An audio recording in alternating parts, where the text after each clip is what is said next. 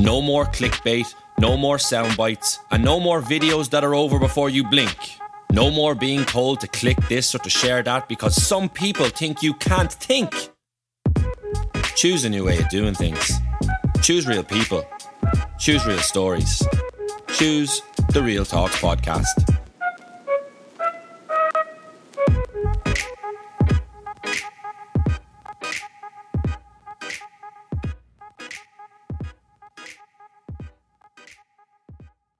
Hello and welcome back to the Real Talks podcast.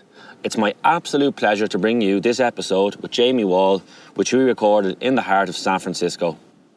A former underage player for Cork and both codes, Jamie was a prospect that had high hopes of representing his county for many years to come. But back in 2014, his life changed. An abscess at the spine resulted in the loss of power in both his legs. And during this conversation, Jamie talks openly and honestly about the day his legs first gave way and the ups and downs of the last 3 years, as he has had to adapt to life in a chair and rise to numerous challenges. Jamie's currently enjoying an extended break in a new city, while also managing a GAA team out here, an opportunity that arose after he coached Mary I to the Fitzgibbon Cup earlier in 2017. Keep an ear out at the end of the show as well, because I have an exciting update about the next season of the podcast, which will kick off in the coming weeks. If you are new to the show, you can find us on iTunes and SoundCloud by searching for Real Talks, and there you can find episodes with Kevin McMenamin, Brendan Maher, Jamie Clark, Cora Staunton, amongst others. But without further ado, here is episode 10 of the Real Talks podcast, which is brought to you thanks to support of Kelly Bradshaw Dalton. Check out their website at kbd.ie for all your property needs. First and foremost, you're the first international guest we've had in the podcast. Everything else has been done at home, so this is the first one where we've been abroad and across overseas. So it's great to sit down and great to catch up with you in the heart of San Francisco here. Where a better place to do it? So I suppose just to start off, what drew you here, or what brought you out to San Francisco? What made you want to come this way? I suppose it was just after we won the Fitzgibbon with Mary I that I took over managing this year, and a few of our lads, Darragh Donovan, Richie English, guys that played with us, went out last summer to the club here to Nafina after they got knocked out of the championship with Limerick.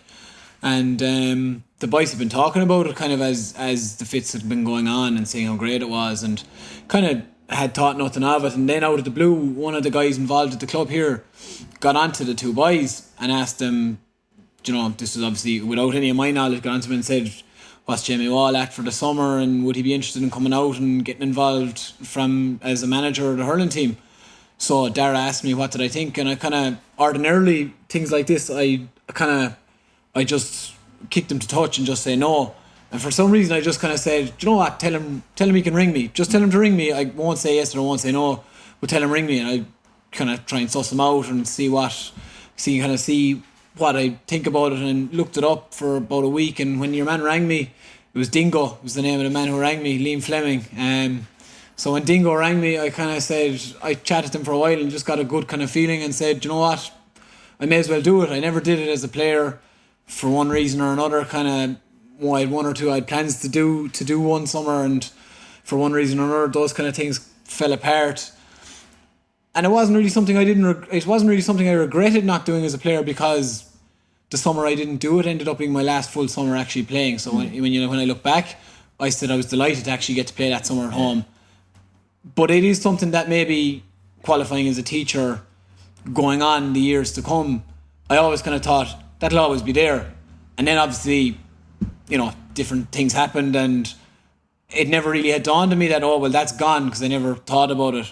But then when a second opportunity to do it in a slightly different way came up, I kind of said, do you know what, look, if you don't do it now, forget about it. Like, you're after being given a second opportunity to do it, based on the bit of success you've had, you'd be crazy not to do it, and you'd be crazy not to experience it and to try it out and, to see if you'd enjoy it, because it was something that maybe you'd have thought, that's something you'll definitely never do now. So, that's kind of the journey that led me out here to San Francisco. You mentioned a couple of things there around if it was a door open, and also that, getting an opportunity to come out too. It's obviously something that you didn't envisage, but to get that opportunity and to be out here now, even to say where you were 2 years ago, when obviously one door was slammed shut on you, what's it been like to navigate that space and step through other doors? it's different. I think. I don't know. It's not an easy thing to try and put your finger on. You know, like, I think personally for me, you'd be very aware of all the other, we'll say, people who end up in similar positions to you and that, and you kind of always have your opinions on. You just be looking at how people are handling it and what their methods are and what their attitudes are, and some people impress you more than others. Some people, you know, kind of you raise an eyebrow at. And I suppose for me, it's always been a case of, you know, very early on when it came to all this side of things and dealing with the media and anything like that, I remember speaking to Conor Cusack, and I remember just asking Conor, I was kind of saying, I said, look, Conor, these guys want to chat to me about this. I'm not sure how comfortable I am kind of talking. I'm not sure how comfortable I am kind of bearing my soul for this. But by the same token, I know I'm not comfortable talking and being a liar, like, or talking and hiding things, or talking and saying everything's hunky dory when it's not, like. And I never wanted to be, like, for me, you know, the whole, obviously the chair and that, like, it bothers me. Look, it probably bothers some people, maybe, my attitude to it and my kind of, like, you know, that I don't enjoy this, and obviously, and I think this is one of, you know, the worst things that I could have ever envisaged happening to me. And obviously there's other people in the same position say that's the total wrong attitude, there's nothing you can't do, there's blah blah blah and all this. But for me, like, I'm kind of like, well personally, I think that's rubbish, because there's tons of things I can't do. Like, I can't go out and play hurling with my friends, you know, on Tuesday, Thursday night at home. My best friends are going training, whether that's inter-county or whether it's with the club. You know, they're two separate cliques of friends, but they were my cliques of friends. You know, those are my people. That's not saying, like, that I'm closed-minded or I close doors off on people who aren't like me, but it's like, people are drawn to people who they're like. Footballers are drawn to other footballers. Hurlers are drawn to other hurlers. You know, GA people enjoy the company of other GA people. You know, like, I like talking football. You know, I like talking hurling. There's a lot of people will say, you know, people in this kind of circuit, you know, there's this kind of line that's trotted out, like, oh, I don't want to talk football, you know. I love talking football, you know, I don't care. I love talking football, hurling.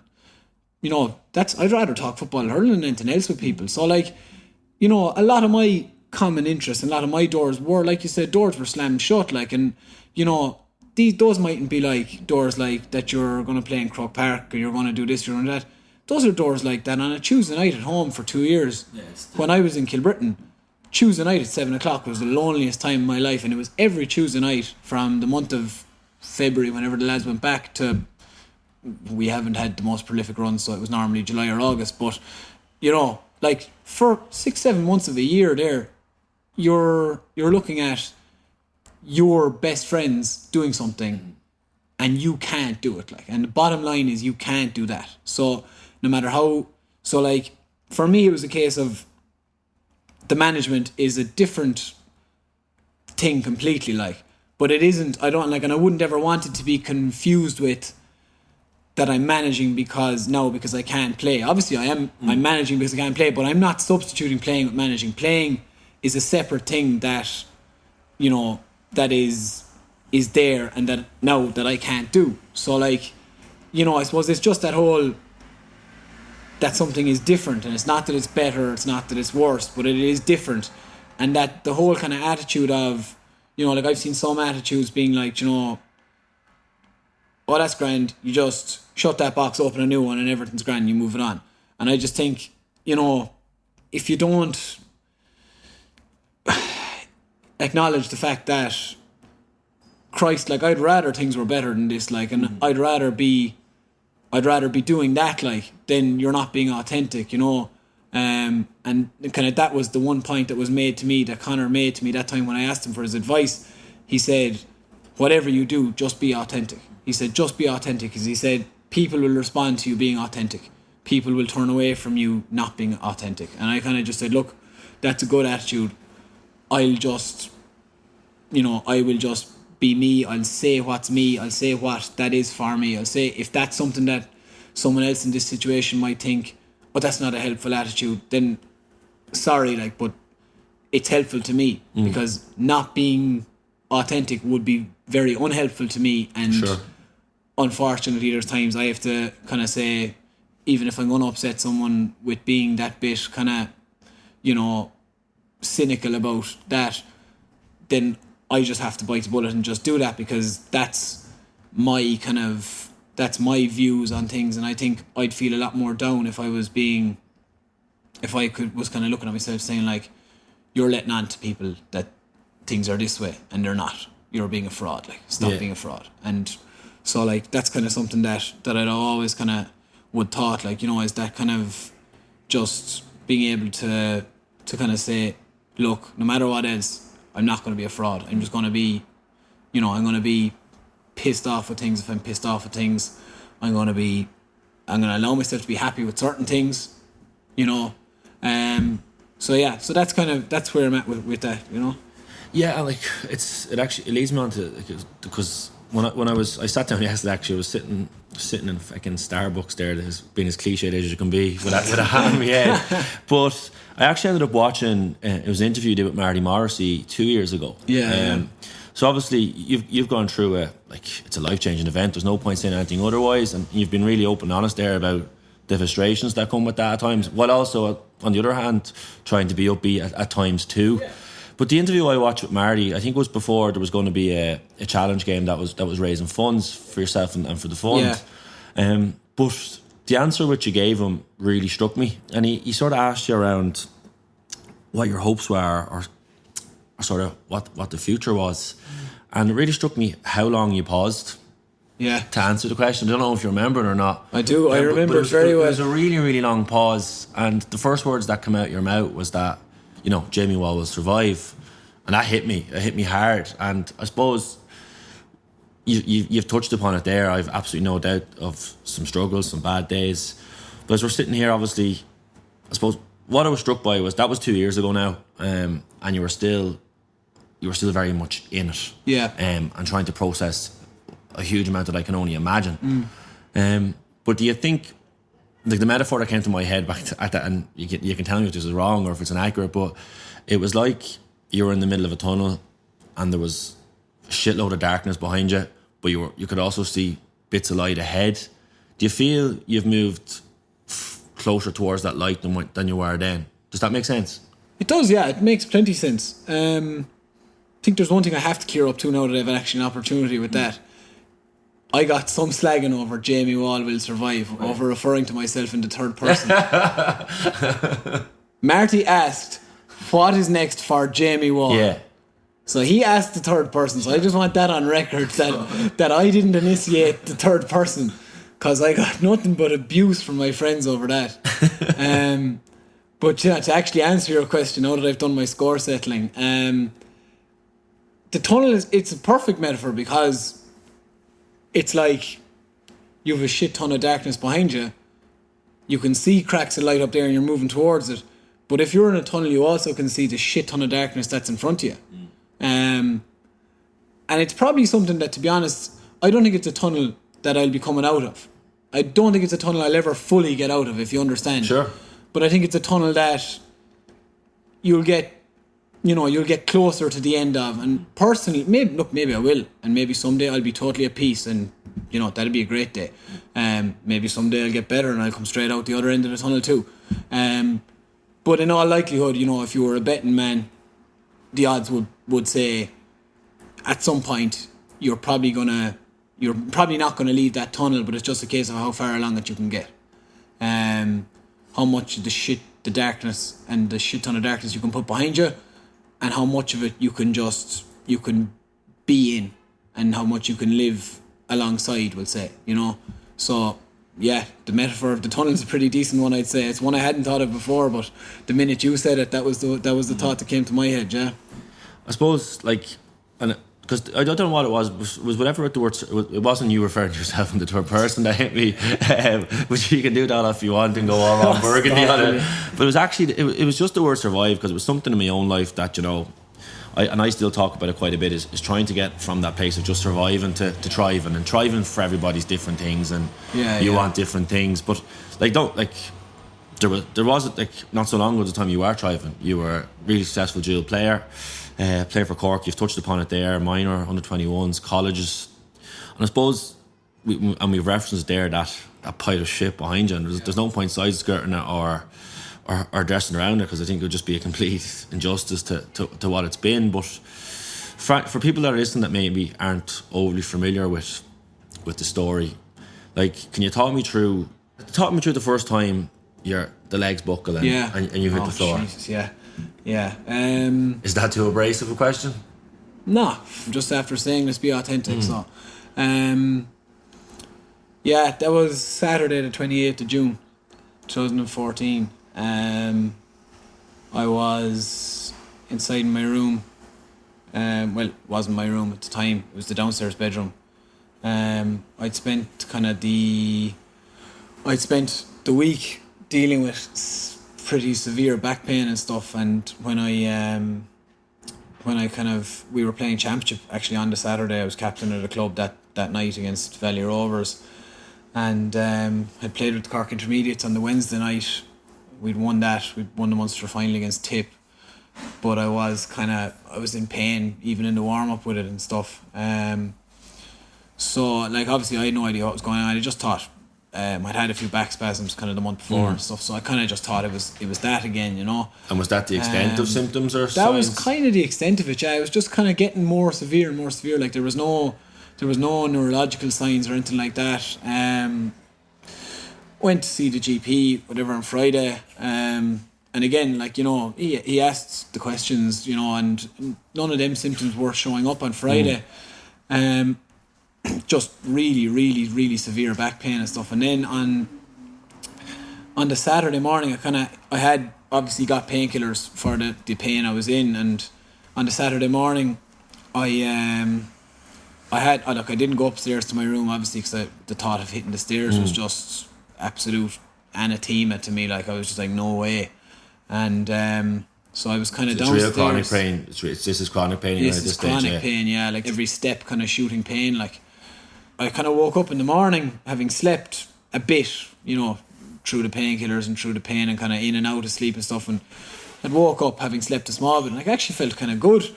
Went out, got up, walked out to the kitchen, had my breakfast, that was fine, and came back in. Then it started at me as I was eating my breakfast, so I was like, shit, this is back now. And I was still half thinking, like, geez, won't I make that match tonight at 7 o'clock? Like, you know, I'm captain of the club. I have to try, like, you know. And the ignorance of sportsmen as well. The pure pig ignorance, like, of it, yeah. And when I think back, like, go play the match, like. Yeah. But I went to lie down on the floor. This is with a wooden floor in the room. It was the guest room at the time. It's my room now. It's the downstairs bedroom. But just put my legs up kind of at a right angle, lying on the bed, just because I get my back into a neutral position, like, and that was fine. I dozed off again with the painkillers and kind of just around, I can't exactly put a time in it because the whole thing's a haze, but kind of around midday, right, give or take. And I woke up, and when I woke up from that kind of half doze, I don't know how long it was, it probably wasn't long, I tried to get up from there, and Jesus, I was getting, like, my legs were really weak, so I was panicking, like, they were really, really weak, like, and I kind of dragged myself up into the bed, and I was kind of there rubbing them and trying to get a bit of life into them. I was kind of thinking, you've just had your legs elevated now for too long, the blood's gone out of them, like, madness, like, stupidity, like, really. Right. Just not knowing what was not knowing what the story was. And I remember thinking, I said, I need to get a bit of weight through them. You know, just to get them back going. So I tried to get out. Like, obviously now, I'd called my parents at this stage, and, you know, I told them what was happening and whatever. And I tried to get up. I remember the spot in my room. I see it every morning when I get up, and tried to stand, and I held for about half a second, and then my knees just buckled. And just hit the ground, and that's when it hit panic stations. It was complete, just what the fuck is happening, like. So I just went from, like, obviously, you know, there was roaring and bawling and crying and looking for help, whatever. And so we rang the ambulance around then, and kind of the rest is a blur. Like, I know that by the time the ambulance arrived, it was roughly 5 or 6 o'clock, and, you know, we were actually playing the match in the club next door to us, and we went past the pitch on the way to the match. One of the lads said he was passed out by an ambulance on the way to the match. He had no idea. One of my best friends that I play with, like, and like obviously, like there was no thought of getting a message to the lads what was going on, but ambulance drove past one of the lads on their way to the pitch in Ballinspittle, like, and they arrived out and there was no captain for the game, whatever, wondering where I was, what was going on. They just kind of had to figure there was something. They didn't find out till about 12 o'clock that night, like. But yeah, it was just, that was the whole kind of, that was the day, you know. Into that then it was the hospital kind of scenario and rigmarole, which kind of is all a bit of a blur, really, like. Of course. That was the real impact there, like, was at home when that happened. And then obviously the paramedics arrive, and but even as they're arriving, and you know, you obviously you've had that moment where you hit the floor and you're thinking, what the fuck has happened there? Like, you still, like, I'm trying to make sure that I'm clear on it too. You still have no idea what's going on, have you? So not a clue. It must be not a clue. Like, I haven't a bull's nose what's going on. Is it fear when that's happening? Panics? You've got to be fear. It's got to be scary. It's absolute fear. It's the rawest form of fear I've ever encountered. I can ever imagine, to be quite honest. It's just absolute fear. Like, I know it's you know, the ambulance up then from Cork to Dublin. Okay.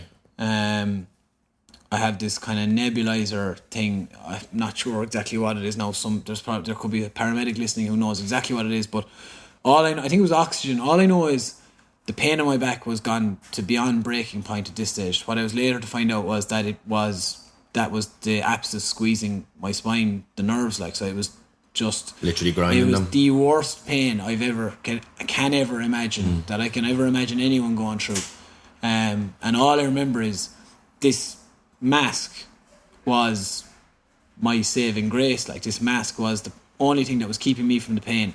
So I had that in the ambulance up to Cork, and every time the pain would start, I could kind of I'd get a half a second warning, and it'd be fumbling for the mask again. That'd be my only relief, like, was get the mask, the fear. And I remember that the first ambulance that brought me to Cork, I was sitting on a trolley, whatever, the usual carry-on in A&Es, and that ambulance had to go off to another call, and the two boys who brought me up came over to me and said, "Look, Jamie, we're sorry, we're going to have to take this." And I remember just breaking down completely, pleading like a baby, just saying, you can't, like, crying my eyes out to them, saying, "You cannot take this off me, lads, you cannot take." They were like, "It goes with the ambulance, we have to take it, we're sorry, someone will get you something." And I just remember that was one of the most scared, possibly the most scared I've ever been in my life, because I still hadn't really processed that was possibly a long-term thing, because I was saying, sure, that doesn't happen to somebody who's back pain. I haven't had a fall, nothing like that has happened to me. This is obviously a temporary symptom of what's going on. But what I was brutally afraid of the absolute pain from what was actually happening, like. So when I was told, "Oh, we have to take this, it's part of a set," right, I remember kind of saying, "Lads, you can't do this to me, like, you know. I wish I had the wherewithal to say, 'Are you taking the piss, lads?' I was just like, 'Lads, please.'" So like, you're just consumed by pain. I just said, "Please, lads." I was just begging with them. I was just pleading, like, you know. So yeah, like that was kind of that whole, you know, that raw fear. So at what point then do you find out what's happened? I think it was the next morning. I remember that night, like, when we arrived up to Beaumont, it was pretty late. It was pretty early in the morning, pretty late in the evening, whichever way you want to look at it. And I remember the doctor, Kieran Sweeney, the surgeon from Donegal, he kind of greeted me at the door, and I remember, I was delirious at this stage now on painkillers, and I remember the first thing I said to him was, "Where are you from?" Do you know? He was like, "I'm from Donegal." I was like, "Oh, geez, I went to college with a fella from Donegal. Where are you from in Donegal?" And your man says, "The capital." And I was like, "What do you mean, the capital of Donegal?" Like, but so it turned out he was from Letterkenny, but he basically was saying how time was of the essence, and he was like, "We're walking and talking." I was being wheeled in the trolley, like, and he was like, "Look, this is what we think is wrong with you. We have to whip you into an MRI just to get the location, but we're pretty 99% sure this is what's wrong." we're going to have you on the operating table in half an hour. So that was the crack. I was on the operating table. I can't remember how long the operation was. I think it was an hour or two or whatever. And I woke up inside in the intensive care the next morning or whatever time, you know, when you come down off. Clue where you are. Having a bloody clue where I was. I wasn't the only one either up there. But kind of waking up there and just being like, where am I? Like, do you know, what is after happening? It takes kind of a few minutes before kind of all comes flooding back then, do you know. So you discover what's going on, obviously, and them conversations start happening. How difficult is that to even process when that information starts coming back into you? It's complete stubbornness at the start. Is it? I just was kind of like, no, that's not the story. Like, because, like, I mean, look, the last thing I said to my mother before I was wheeled into the operating room, and it's a hell of a thing to say to your mum before going into an operating room, to be honest. I felt fairly bad about it when she told me after. Again, had no recollection of it now. But she said to me, I said that I told her that if I'm going to be like this, ma'am, I want you to go $1 million baby on me, right, and get the pillow. And ma'am told me a few days later, and I kind of said, Jesus Christ, you're some bollocks. But like, when things were dawning on me, I was kind of like, Jesus, if this doesn't come back, like, I'm gonna have to have a serious think about what I want to do, like. And like that first week aside was just, for the first 3 months especially, like the first 10 weeks in Beaumont, I fluctuated between being very stubborn and pig-headed and, you know, I'm going to do everything by the book as much as you possibly can. The physios were incredibly good to me, 2 rehab sessions a day when I was given it every day. I went through pure pig-headedness like that, but I also went through just pure, like, geez, if I was capable of dragging myself to that window, like, I'd be gone out of it. Can't be dealing with I'd be gone out of this. I cannot handle it. And it was, like, it was, God, I don't say it lightly by any means, like, I was just like, yeah, this is it. Like, I told one of the nurses, I said, listen, Maura, I said, I'm going to do everything I can, but if I'm still like this in 2-3 years, no way. I said, you won't be reading about me in 40 years' time being around like this. That's not a bloody option. Like, and it's funny because, like, I'd have always said it. Like, I'd have always said, Jesus, that'd be the one thing now. Funny, like, not funny, but I said, geez, that'd be the one thing I'd never be able to handle. I'd never be able to handle that. Geez, I'd never handle that. And then 6 months comes, and you can be miserable, but you're still handling it. You're still kind of surviving, like you said, you know. And then a year comes, and again, you've got your moments where you're completely fucking miserable, but you're still kind of handling it, like, and you're still going again, you know. And that's kind of what it's constantly kind of been then, you know. So, like, from that initial attitude of, fair enough, the initial attitude was more extremes of high and low. It's leveled off to an extent, okay, but you are still going in both directions, of course, constantly. And I don't think in the 3.5 years since that I've ever been completely even close to what on the level was. It's very much kind of very good, very bad, or, you know, like, there's, like, to be honest, even it's kind of very bad, good. Like, you know, it's been hard to get up to that. Of course. It's been very hard and very rare and very fleeting to get up to that very good ever, like, really, since. And I suppose that's something that maybe, something I obviously have a lot of work to still do, like, on is that side of it, like, but it's very much a case of, you know, everything kind of has this caveat almost, like, or has this asterisk beside it. Even the good things have an asterisk beside it, you know. You're going to Bruce Springsteen concerts, but it's not like the first one you went to. You're going to the Stone Roses in Marley Park, and it's magic, like, but it's kind of like you're looking around saying, Jesus, I'd have some crack, you know. But then, like, you have to countenance it and say, Stone Roses gig was the 9th of July. You'd have had some crack at home looking at Snapchat if you were still playing. So, you know, like I've done tons of things since that I know in my heart and soul I never would have done. I've been to an FA Cup final last year, the Man United one.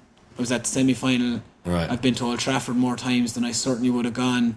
I've been to the Euros. I've done all these things that I know, and I'm not saying, if I was a GA player and had to live the life by the GA and couldn't do it. I'm saying that I wouldn't have done it. I'd have been like, no, I'm staying at home. I'm doing this, I'm doing that. But I know I would never have done these things if it wasn't for being put in the kind of, being dealt the hand that was dealt.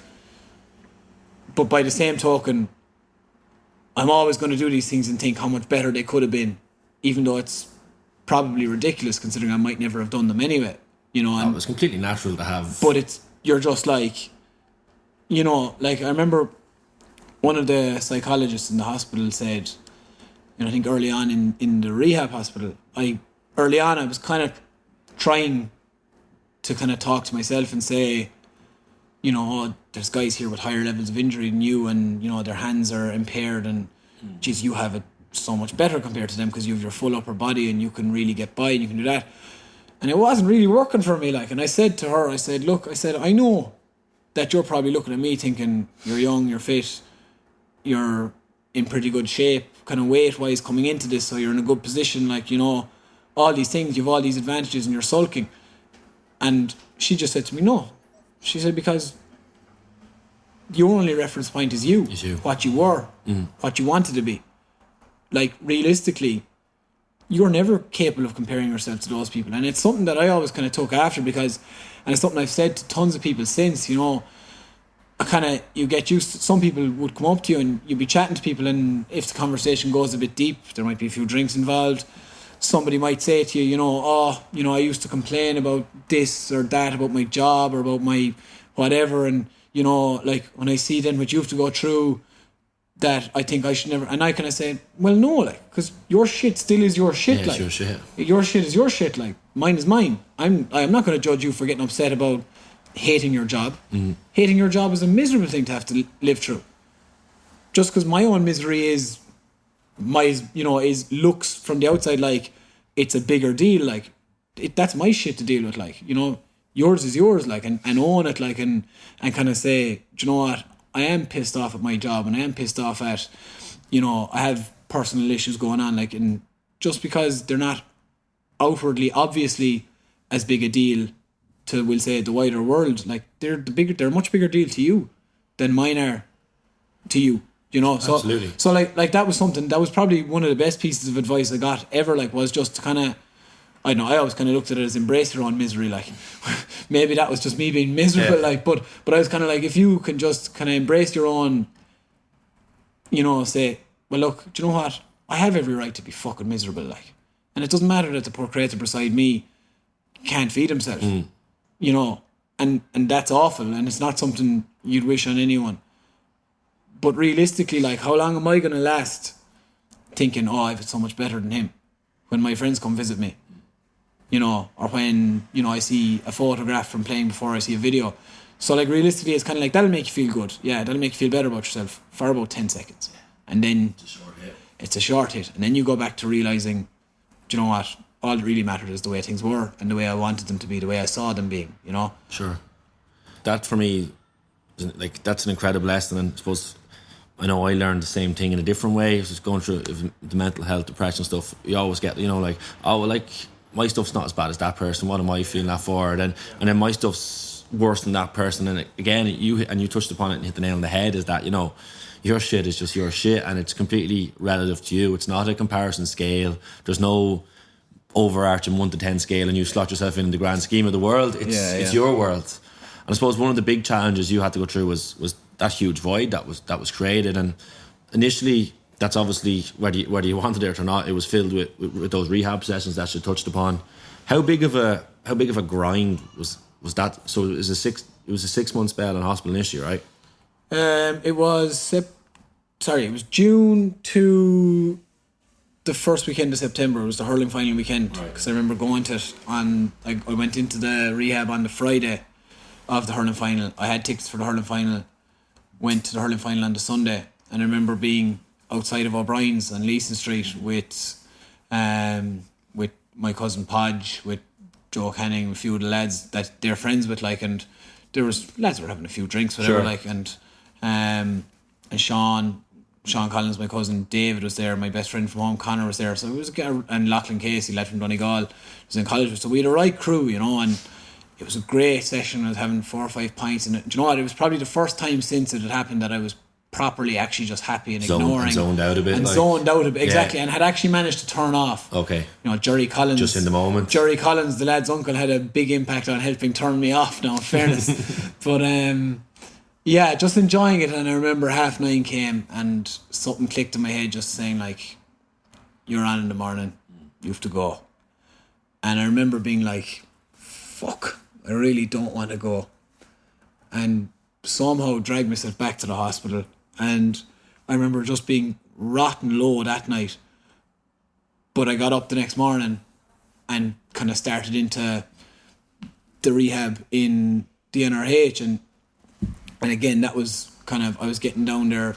I was getting down to the gym down there for one session. I was getting down to the physio for another session. I was getting to the hydro pool for another session. So I was kind of filling my day and with what I wanted to fill it with, which was rehab work, you know, for probably about 4 months when you count that there was like a Christmas break. And I remember just that was, like you said, just filling that whole kind of, that real, you know, that kind of void, we'll say, of training and work, and kind of just saying, like, you know, I'm gonna do this now and do everything in my power. Is it the sportsman in you driving that, or all the time as in I'm gonna beat this shit, or are you being dragged? Is it a bit of both? What's the sort of psyche like around that spell?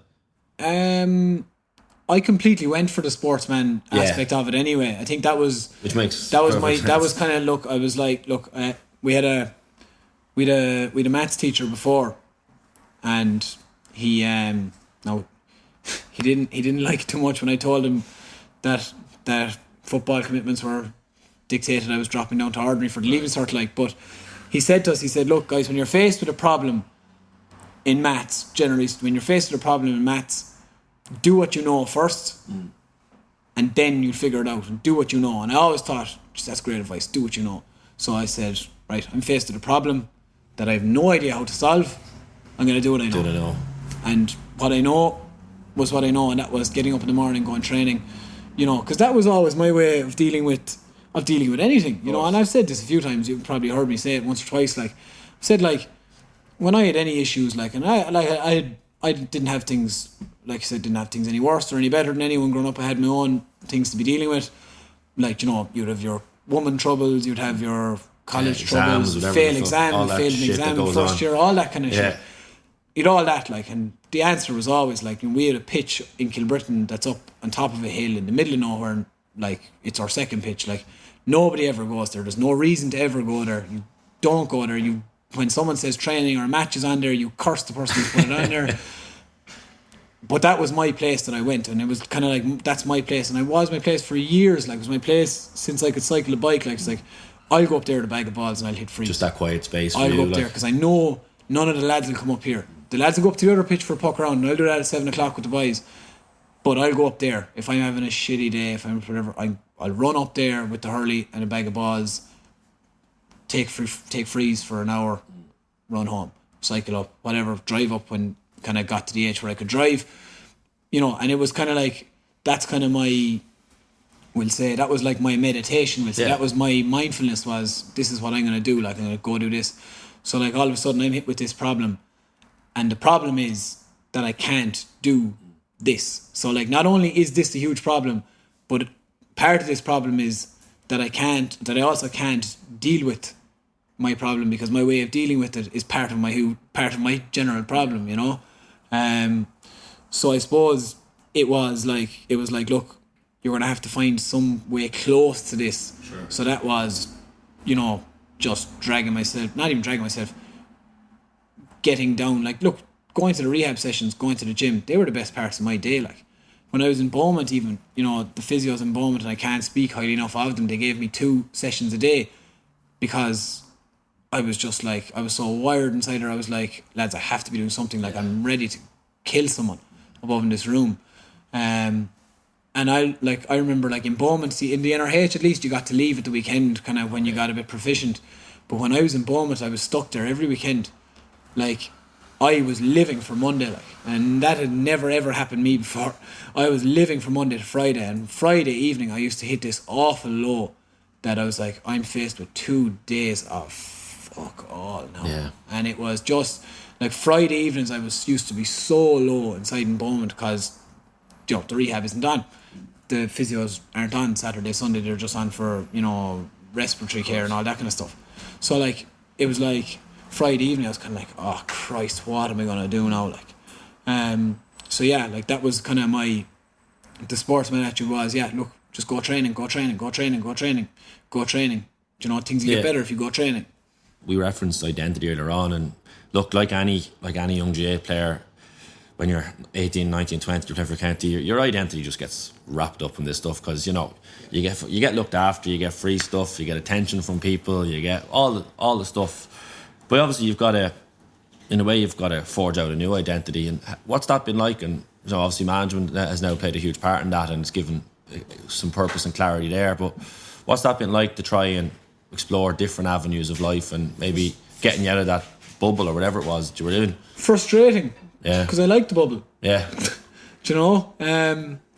Even last Sunday night after our first match we had a few drinks down the Abbey Tavern, and there was 2 buckos arrived in from Cork, in Cork jerseys, 2 old boys, and they'd been up since 8 o'clock in the morning for the game, yeah. And they hadn't watched it at home, and they had all the signs of it. But one of them said to me, "Are you from Cork?" I said, "I am from Cork." And he kind of just shook my hand and looked at me, and that was it. And then kind of later on I was kind of like, again, look, I was after 1 or 2 drinks, so I was feeling a bit stoic or whatever, but I was like, I'm 25 now. Chances are, like, maybe I'd have never made it, maybe, because you'll never know. Yeah. But I was like, fuck it, like, that fella shouldn't have been asking me who I am, like. You should know. He should be talking to one of the boys about how I got on today. And that's straight away where your mind goes, because so your mind is almost always wants to go back to that bubble. Like, this is as recently as Sunday. Sure. And it's only Wednesday now, like. So like I said, I liked the bubble, I wanted to go back to the bubble. So that's been really frustrating and really hard, But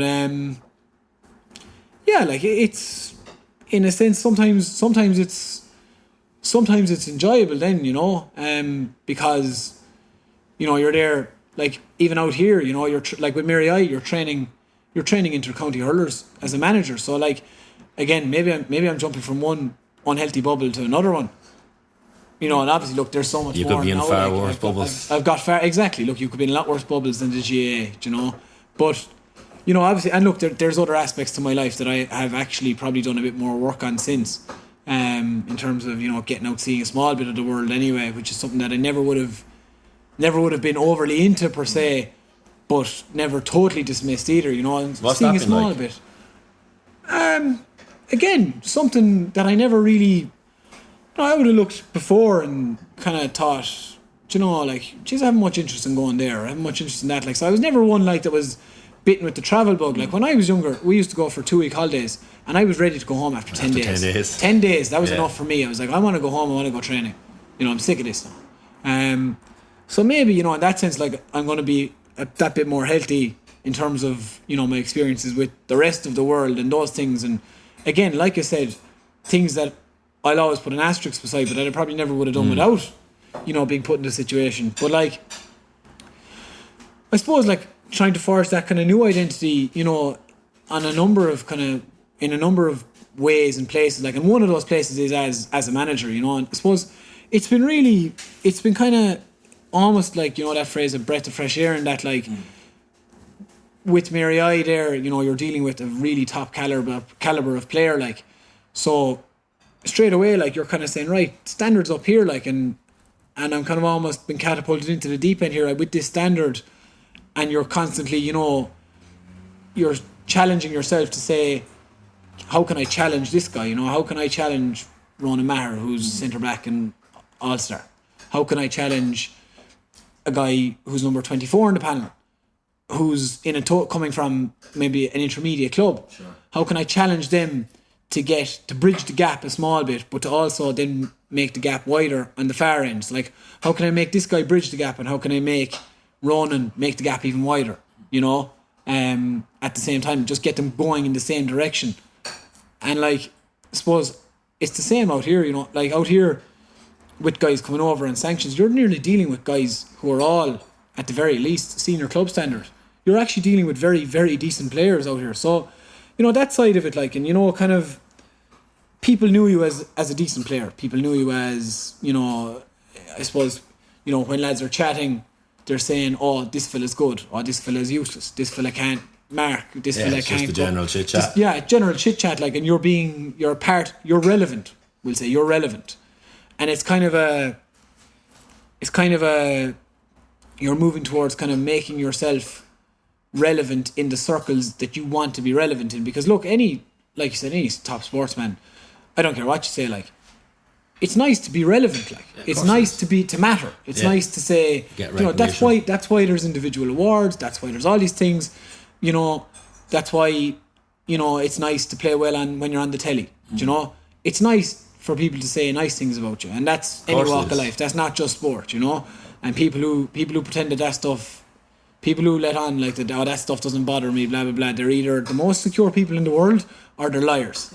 And look, fair play to them if they're the first. But like, so it is. You're trying to make yourself matter in your circle again in a different way. You're trying to say, like, it's not like that. You want people to say, oh, you're the best manager ever. It's not that you want people to say that you're the worst manager ever. It's just that you want people to say, oh, that guy's a good manager. He managed this team. He managed that team. He also managed that team. That didn't go too well for him, blah, blah. But like, all of a sudden, you're just a fixture in the calendar that you want to be a fixture in, that you always were, and that, all your friends are, that all your cliques are. And whether that's at the club circuit level, whether it's at county, whether it's at college, whatever it is, it's just being kind of, you can feel very isolated from it when you're not part of it, and that was why I know when I did a small bit of writing with the guys with the 42, and I enjoyed it to an extent, in fairness, but I always felt you're not involved. Yeah, it's distant. You're distant, you're a commentator. Yeah. You're not involved. You aren't affecting things, So for me, it's a case of trying to get, be relevant again in the circles I want to be relevant in, which is hurling and football. I want to be relevant in hurling and football circles because those circles matter to me. It's not an ego thing. It's those things matter to me, so I want to matter to them. I think that's the best way of putting it. Is these things matter so much to me that I want to matter to these things. One of the things that I was just sort of struck by there, and I was thinking, and I'll tell you why in a second, but I think in terms of GA, not just GA managers, it's business, it's soccer, it's rugby, whatever you want to be, is that notion of being able to deal with people. If it's called, we want to call it emotional intelligence, being aware of others, it's becoming more and more important. And I suppose, do you find because of the lived experiences that you have, and I said they just are what they are, do you think you have a heightened sense of that? Do you think that has made you more aware of people around you and a better sense of emotional intelligence? Probably, yeah. Yeah, I mean, it should. Stands to reason, doesn't it?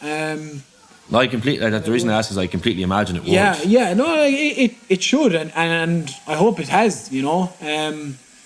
It does help you in terms of developing that kind of empathy, to issues that maybe you wouldn't have had, if you've never had those kind of issues. I suppose it's a case of, like I said earlier, like maybe even more so than my immediate experience was kind of the few things I've learned from it then, like the bit about knowing how, we'll say, not so much me dealing with my problem, but me kind of learning about what stuff doesn't work with dealing with my problem, like the whole looking at someone else and thinking, oh, they're much worse off, like that, your shit is your own motto. That motto in itself, straight away, I think is an example of maybe, that in itself is an example of emotional intelligence that I would never have had, because I'd have certainly been the person, if it was one of my friends, to say, Jesus, look, whoever is getting on with it, I need to as well, and I'd have been the first person to have that kind of naive view on it. So all of a sudden, having realised how futile that is, yeah, definitely you're in a more advanced position, or you have a more heightened sense of it because you've had to develop it. Yeah, exactly. You know, it's kind of like it's a survival skill almost. It's something that you haven't had a choice in developing, like, you know. That and you said it there because you had to. One of the topics I've discussed with a few of the different guests, I know I certainly remember talking about it with Niall McNamee and Kevin McMahon in the first episode, was just around resilience. I suppose, do you feel you have a better mix now of those good days and bad days at the stage you're at now? I probably have a more consistent mix of it, yeah. I suppose, like I would have said before, that for me, good days and bad days didn't even exist. That it was moments within the days, like, you know, and I could be having the best day in the world, and it just takes one thing to sour my day. I could be in a pub on a night out having a great time, and all it would take was one interaction, and whether it's the direct interaction or indirect, it would just take one, and I would have this thing that I do where I'd kind of lick my lips, or kind of bite the bottom of my lip, and that'd be me realising I need to get out of here. Yeah, things sliding down. Things are gone. My head is gone. Things are gone. And to an extent, that does still happen to me. But, I catch myself doing it, and sometimes there's no getting out of that free fall, and I just have to get in the car and get home. And, you know, that's a constant thing. But I think something I have maybe developed is being able to ride out that wave every now and then. Not all the time, but that I have to, like, before I could never have done it. Now I've developed kind of, sometimes I can say, okay, this is the case, but give it this time, you know, give it 20 minutes, give it half an hour, and then all of a sudden, if the right interaction comes along, then I can sometimes pull myself back on track, you know. Other times it's a lost cause, and other times you just need to get the first taxi or Uber or whatever is out around here and get home. What type of interaction, or what type would cause that sort of? It can be something as simple as seeing someone moving, standing up. It just hits you. And it just hits you. You look at things as simple as, like, it sounds almost cliched when you say it like that, but you're looking at things like, it's all the intricacies of movement, I think, that get you. Stuff that you never thought about. It's when somebody goes to the fridge and bends down, it's looking at how each of their tendons are moving, how different muscle groups are firing off, and you're kind of like, it's so automatic for them. Yeah. It's so automatic. It's the way I move my arms and don't even think about it when I'm talking. I'm doing it without thinking. It's these automatic movements, and the kind of realising of how automatic they are for someone else, and how hard you're trying to manufacture them. Something like that. That's probably the biggest one. That's the biggest one, you know. People dancing on a night out. I was never a great dancer, but I'd throw a few shapes. That'll get you. Something as simple as, you know, trying to explain to somebody, would say, when they're running at goal and they're about to swing and someone's going to hook them, to take a step in, as it's a real natural forwards movement, but a lot of people can't get it into their heads, and trying to explain it to somebody, and you can see the movement, and it's so automatic to you, and it's so, you're there trying to verbalise something that was just innate, like. Yes. Those are all the kind of indirect interactions. Direct interactions then could be somebody just coming up and saying something stupid. Sometimes someone can just come up and say something stupid. You know, some people are so blunt, it can be frightening at times. You know, some people can come up and the first thing they can ask you is what happened. Right. They don't even before they ask you your name, they can say, what happened to you? And you're kind of like, you know, like, sometimes I've taken to making up stories, like, just to kind of give. When I'm in better form, I'll make up a story. Yeah. You know, when I'm in good form, I'll make up a story if it's somebody that if I'm pissed off with it, I'm kind of like, you know, mind your own business. But if I'm in good humour, I'll make up a story and see how far down the garden path I can lead them. What do you think do you think that's people just, is it awkwardness? Is it not knowing what to say? Or is it just stupidity? I don't know. Like, It depends on the person. I think I can't tar them all with the one brush. No. Some people it's nosiness. Some people it's genuine awkwardness, and they're trying to be genuine and trying to say something. And I think, look, like, I do always try you know, people say that, or when people come up to you and say it's great to see you out, or people say things like that, I think it's important to realise that 99% of people are saying what they're saying from a good place. Yeah, sincerity, yeah. They're saying it from a good place, so don't be a prick about it, like, you know. Even if it makes you feel pissed off, like try not to be a prick about it. You know, try and deal with it as kind of curtly as you can and move it on, you know. But I suppose the what happened to you question is probably the one that does kind of, you're like, come on, that's just nosy. Like, a lot of the time it's kind of, that's just nosy.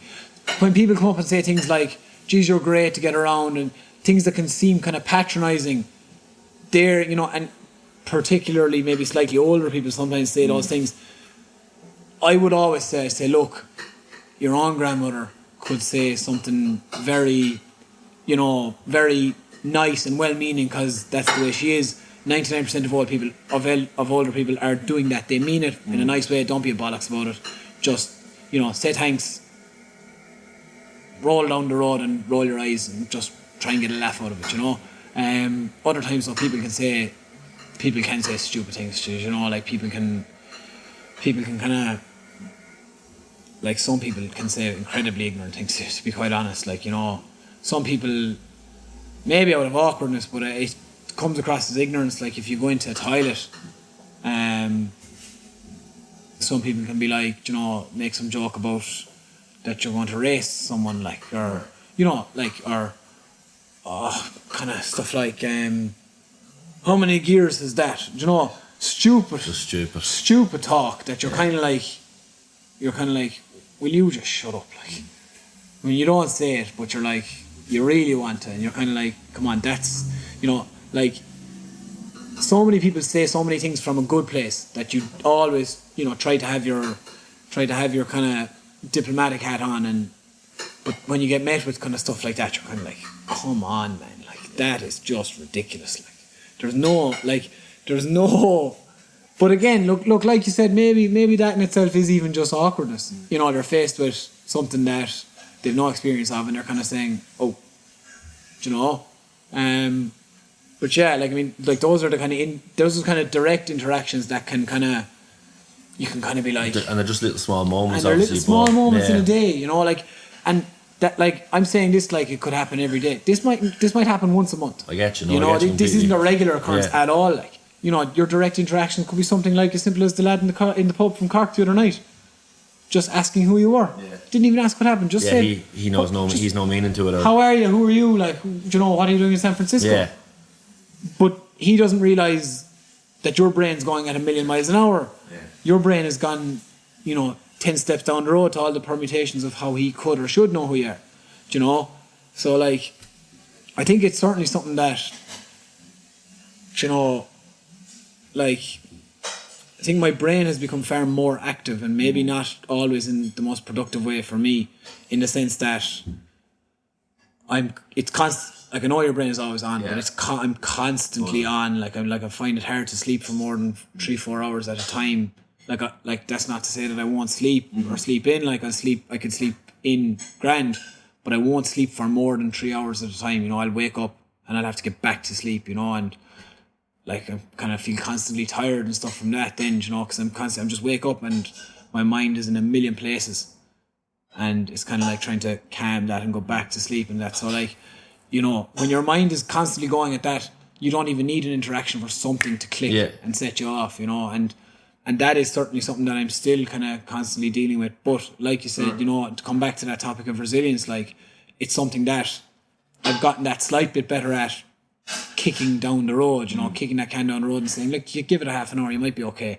And sometimes being okay, but sometimes not, you know. So I suppose that's that constant struggle with resilience, you know. On that topic of resilience, is what are the bits that, and if it's lying awake at night where your brain is buzzing or fizzing, what is the bits that work for you? Have you got little things that can help park that or halt that slide? Sometimes it is just to get out of the situation I'm in can make a huge difference. Sometimes it can be something as simple as going to the toilet. Yeah. Just going to the toilet. Actually just having a minute or to yourself. Yeah, going to the toilet.